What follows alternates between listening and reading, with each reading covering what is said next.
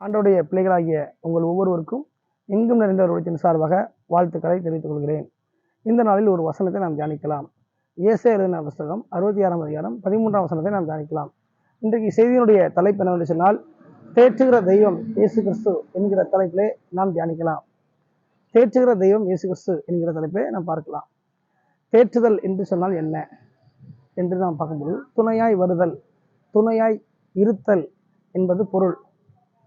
இன்னைக்கு இந்த உலகத்தில் அநேக ஜனங்கள் என்ன செய்கிறாங்கன்னா, கைவிடப்பட்ட சூழலில் இருப்பாங்க, வேதனையில் இருப்பாங்க, சோர்ந்து போயிருப்பாங்க, நெருக்கடியில் இருப்பாங்க. அப்போ மனம் உடைந்து போய் குழம்பி போய் என்ன செய்வது என்று தெரியாதபடிக்கு என்ன செய்வாங்க, வேதனையில் இருப்பாங்க. எடுத்துக்காட்டாக பார்த்தோம் அப்படின்னா, பள்ளிக்கூடத்தில் படிக்கிற மாணவ மாணவியர்கள் என்ன செய்வாங்க, குழப்பத்தில் வேதனையில் மனம் உடைஞ்சிருப்பாங்க. அது படிக்க சரியாக முடியலையே, தேர்வு எழுத முடியலையே, அல்லது படித்தாலும் ஞாபகம் இருக்க மாட்டேங்குன்னு சொல்லி சோர்ந்து போயிருப்பாங்க, உடஞ்சி போயிருப்பாங்க. அடுத்து வேலை செய்கிற இடத்துல பார்த்தீங்கன்னா, தொழிலாளிகள் என்ன செய்வாங்க, நல்லா பார்த்திங்க அப்படின்னா வேலை செய்யணும்னு ஆசை இருக்குது, முன்னேறணும்னு ஆசை இருக்குது, ஆனால் உடலில் பலன் இல்லாமல் இருக்குது அப்படின்னு சொல்லி அவங்க வேதனை போடுவாங்க. இன்னும் சிலர் பார்த்திங்கன்னா, கல்வித்துறையில் வேலை பார்க்கக்கூடியவங்க என்ன செய்வாங்கன்னா, அவங்க மாணவ மாணவிகளுக்கு எப்படி நம்ம சொல்லிக் கொடுக்குறதும், இன்னும் பாடங்கள்லாம் கடினமாக இருக்கிறது, எப்படி அவங்கள மேலே கொண்டு வரணும், அடுத்த ஸ்டெப்பு கொண்டு வரணும் சொல்லி பல விதமான வேதனையில் இருப்பாங்க. அது மாத்திரமல்ல, இன்னும் பல துறைகளில் வேலை பார்க்கக்கூடியவங்க பல விதங்கள் அப்படி இருப்பாங்க. அடுத்து ஒரு முதலாளியாக இருக்கக்கூடியவங்க தொழிலாளிக்கு எப்படி வருமானத்தை கொடுக்கலாம், அது எப்படி டெவலப் பண்ணலாம், என்ன செய்யலாம்னு சொல்லி பல விதமான வேதனையில் இருப்பாங்க.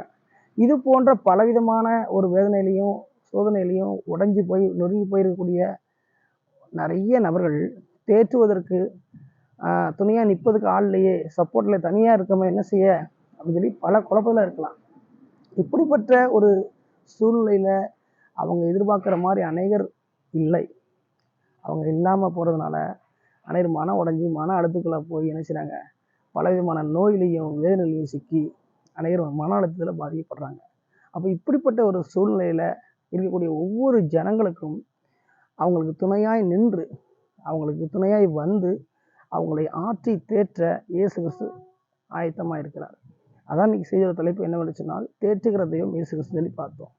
அவர் யாரை தேற்றினார், தேற்றி என்ன செய்தார் என்பதை நாம் பார்க்கலாம். வாழ்க்கையை வெறுத்து போய் இழந்து போய் நம்பிக்கை இல்லாத ஒரு சூழ்நிலையில் இருந்த ஒரு பெண்ணை அவர் தேற்றி ஆற்றினார்.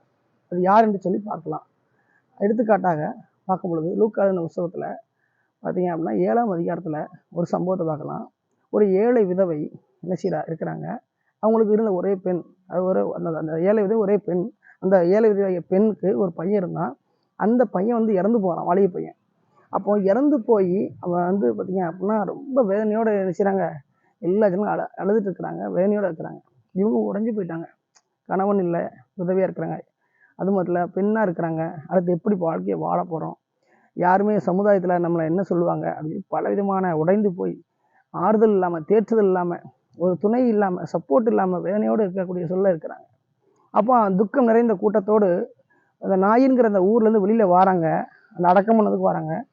இயேசு கிறிஸ்துவனுடைய சீசரும் ஊழியம் செய்வதற்காக அந்த ஊருக்கு வெளியில் தோரண வாயில் இருக்குது, வெளியிலேருந்து உள்ளே இவங்க வராங்க, இவங்க உள்ளேருந்து வெளியே போகிறாங்க, இதில் சந்திக்கிறாங்க.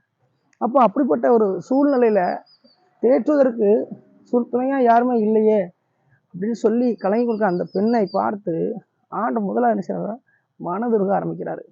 மனதுருகி அவர் என்ன செய்கிறாரு, கனிவோடு பார்க்க ஆரம்பிக்காரு. அப்போ பார்க்க ஆரம்பித்து அன்பை வெளிப்படுத்துகிறாரு. அடுத்து என்ன செய்கிறாரு அப்படின்னா, அழாதே என்று சொல்லி அவனை தேற்ற ஆரம்பிக்காரு. பாருங்க, கூட வந்த மக்கள் கூட துக்கத்தோட சும்மா வராங்க. ஆனால் யாரும் என்ன செய்யலை, தேற்றுவது மாதிரி யாரும் சொல்லலை வார்த்தைகளை. ஆனால் ஜீசஸ் நினைச்சாரு, அங்கே ஜீசஸ் பார்த்து அழாதே அப்படின்னு சொல்லி சொல்றாரு. கனிவோடு மனதிருக்கிறாரு, மனதுக்கு நினைச்சாரு, கனிவாக பேசுறாரு, வெளிப்படுத்துறாரு அன்பை. ரெண்டாவதாக நினைச்சாருன்னா அழாத அப்படின்னு சொல்றாரு. அடுத்து மூன்றாவதாக அப்படியே விட்டுட்டு போகாம அந்த மகனை, அந்த இறந்து போன மகனை நினைச்சாரு, தன்னுடைய அந்த சுவாசத்தினுடைய அந்த வல்லமையினால், அந்த வார்த்தையினால் எழுந்திரு வாலிபனே அப்படின்னு சொல்லி அந்த சொல்லின் மூலமாக வருகிற அந்த மூச்சின் ஆற்றலில் என்ன செய்கிறார், எழுப்புறார். அப்படி எழுப்பப்பட்ட உடனே அவனை தாயிட்ட ஒப்படைச்சி அவனுக்கு என்ன செய்கிறாரு, ஒரு உயிரை கொடுக்காரு, மறுவாழ்வு கொடுக்காரு. அது மாத்திரமில்ல, அந்த பெண்ணுக்கு, இந்த பெண்ணுக்கு விதவைக்கு அவர் துணையாய் நின்று தேற்ற ஆரம்பிக்கிறார். அப்போ அப்படிப்பட்ட ஆண்டவர் அவங்க வாழ்க்கையில் கனிவோடு என்ன செய்யார், அன்பை வெளிப்படுத்தினை இருந்தார். அது முதல்ல வார்த்தையை சொல்லி அலாதம் தேற்றினார். அவங்களுக்கு உயிர் கொடுத்து அவங்களை ஒப்படைச்சு அந்த பயனை எழுப்பி என்ன செய்ய அற்புதங்களை செய்து அவங்களை தேற்றி அவங்களை என்ன செய்யார் துணையாக நின்றார். பாருங்க, கூட வாராங்க, ஆனால் துணையாக நிற்க யாருமே இல்லை. இன்னைக்கு அநேகர் என்ன செய்யலாம், கூட வரேன்னு சொல்லலாம், வரலாமா வரலாம், ஆனால் துணையாக ஸ்ட்ராங்காக இறுதி வரைக்கும் நிற்கக்கூடிய அநேகர் யாருன்னு பார்த்தா இருக்க மாட்டாங்க. அப்போ அந்த பெண்ணுக்கு துணையாக நின்று தேற்றுதலை கொடுத்த அதே இயேசு கிறிஸ்து இன்றைக்கு இந்த காணொலியை பார்த்து கொண்டிருக்கிற, இதை கேட்டுக்கொண்டிருக்கிற ஒவ்வொரு வாலிப சகோதர சகோதரிகளுக்கும் அவர் தேற்றி ஆற்றி அவர் என்ன செய்கிறாரு, அந்த அன்பான அந்த துணையாக நிற்கிறதுக்கு அவர் போதுமானவராக இருக்கிறார். எனவே இதை கேட்டுக்கொண்டிருக்கிற ஒவ்வொரு வாலிப பிள்ளைகளும் சகோதர சகோதரியும், ஒவ்வொரு அதிகாரிகளும், ஒவ்வொரு தொழிலாளர்களும், ஒவ்வொரு முதலாளிகளும் அல்லது வேறு யாராக இருந்தாலும் சரி, தேற்றுவதற்கு யாரும் இல்லைன்னு சொல்லி வருத்தப்படாதீங்க. இயேசு கிறிஸ்து இருக்கிறார். அதான் அந்த ஏசாயா 66:13 சொல்றாரு, ஒருவனை அவன் தாய் தேற்றுவதை போல நான் உங்களை தேற்றுவேன் அப்படிங்கிறார். மனுஷன் தேற்றுவது வேற, கடவுள் தேற்றுவது வேற. அப்போ அப்படிப்பட்ட தேற்றுகிற தெய்வமாக இயேசு கிறிஸ்து இருக்கிறபடினால், யாருமே இல்லையே, வேதனையோடு இருக்கிறனே, தனியாக இருக்கிறனே, துணையாக யாருமே இல்லைன்னு நினைக்காதீங்க. அந்த இயேசு கிறிஸ்து துணையாய் வந்து உங்களை தேற்றி நடத்துவாராக. தொடர்ந்து இந்த வார்த்தை கேட்டுக்கொண்டு இருக்கிற ஒவ்வொருவரும் ஆண்டவராக இயேசு கிறிஸ்து உங்கள் வாழ்க்கையை ஒப்பு கொடுங்க. ஆண்டவர் உங்களை தேற்றி உங்களை வழிநடத்தி உங்களுக்கு ஆசீர்வாதம் கொடுக்கிறவராக இருந்து உங்களை நடத்துவாராக. தொடர்ந்து ஆண்டவருடைய தேற்றுதலை நீங்கள் பெற்றுக்கொண்டு வாழ்க்கையில அவரை இருக்க பிடித்துக் கொள்ள வேண்டும் என்று சொல்லி எங்கும் நிறைந்தவர் ஊழியம் உங்களை வாழ்த்துகிறவர். ஆமென்.